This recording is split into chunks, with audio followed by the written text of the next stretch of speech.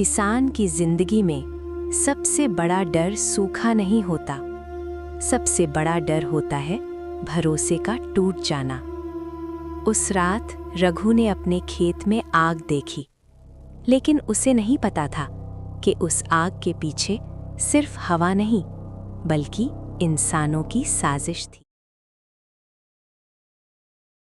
गांव के किनारे मिट्टी का एक छोटा सा घर था। दीवारों में दरारें थीं, छत से कभी कभी पानी टपकता था। वहीं रहता था रघु। उसकी उम्र लगभग 45 साल थी और वो बहुत मेहनती किसान था। उसके हाथों की लकीरें खेतों में काम करते करते मिट चुकी थीं।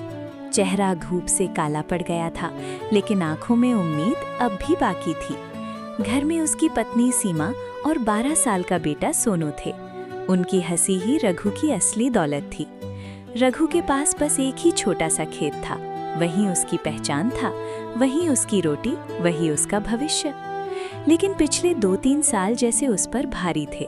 पहले साल सूखा पड़ा, दूसरे साल बाढ़ आ गई, अब तीसरा साल था और यही उसकी आखिरी उम्मीद। रघु ने इस बार बीज खरीदने के लिए धनीराम से कर्ज लिया था। ब्याज इतना था कि सुनकर ही डर लगे। इस बार भी पैसे नहीं दिए तो खेत मेरे नाम कर देना, समझ गया ना? इस बार फसल अच्छी होगी, मैं आपका कर्ज जरूर चुका दूंगा। धनीराम हंसता हुआ चला गया। उसकी हंसी में अजीब सा भरोसा था, जैसे उसे पहले से सब कुछ पता हो। बाबा, मास्टर जी कह रहे थे अगर अब फीस नहीं भरी तो नाम काट देंगे। रघु एक पल के लिए चुप हो गया। इस बार फसल आएगी तो सबसे पहले तेरी फीस भरूंगा।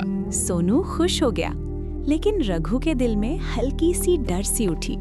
अगर फसल नहीं हुई तो? दिन गुजरते गए। फसल इस बार सच में अच्छी लग रही थी। हरे भरे हवा में लहरा रहे थे। गांव वाले भी कह रहे थे इस बार रघु की किस्मत बदल जाएगी। सीमा की आंखों में भी उम्मीद लौट आई थी। एक रात तेज हवा चलने लगी। आसमान में काले बादल थे, बिजली बार बार चमक रही थी। रघु की नींद अचानक खुल गई। उसे लगा जैसे कोई बेचैनी है। वो बाहर आया।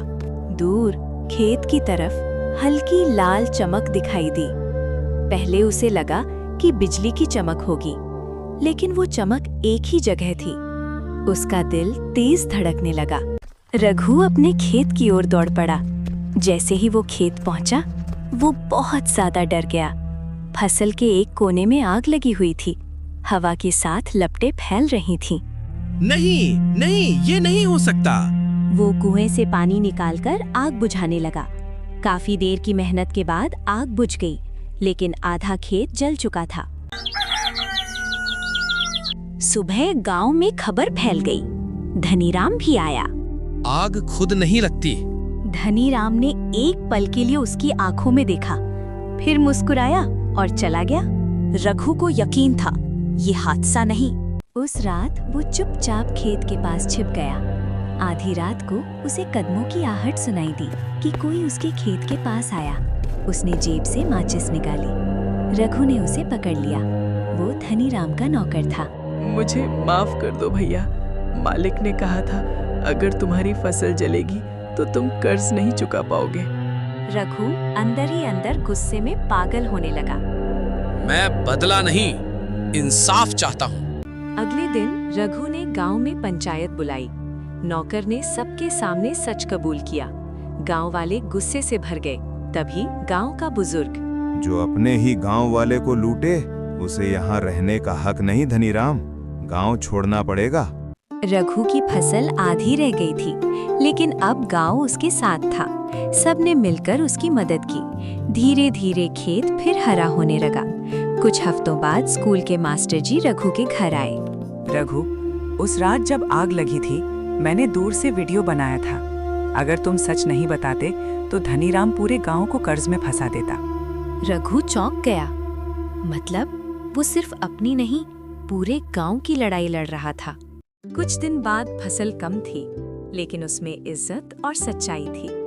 सोनू स्कूल गया। सीमा मुस्कुरा रही थी। रघु खेत में खड़ा सूरज को देख रहा था। कभी-कभी आग खेत में नहीं, इंसान के इरादों में लगती है। रघु की फसल आधी थी, लेकिन उसका हौसला दोगुना हो चुका था, क्योंकि जिसने सच का साथ नहीं छोड़ा वो कभी हारता नहीं। मुसीबतें इंसान को गिराने नहीं, परखने आती हैं। जो सच्चाई पर टिके रहते हैं वही असली में जीतते हैं।